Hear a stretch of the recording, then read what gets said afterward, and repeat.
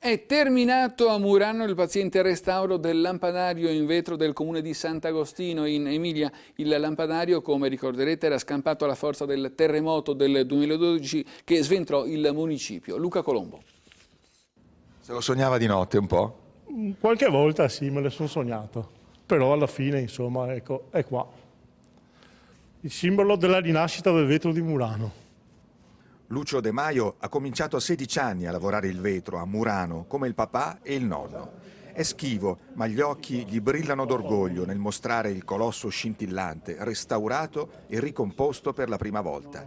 Alto più di 4 metri, largo 3 alla base, 1182 pezzi, quasi la metà rinati nelle fornaci veneziane. Azzardo un po' pazzesco questo di salvare il gigante centenario. I vigili del fuoco lo sfilano dallo squarcio aperto nel municipio di Sant'Agostino, in Emilia, dal terremoto del 2012.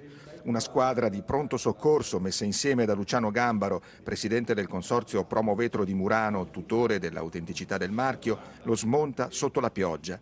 Diviso in tanti scatoloni, torna sull'isola del vetro con i fratelli più piccoli, curati anch'essi amorevolmente. Erano 4, uno perduto nel crollo. 2 anni e mezzo dopo, il grosso del progetto Luce per l'Emilia-Romagna e per Murano è concluso.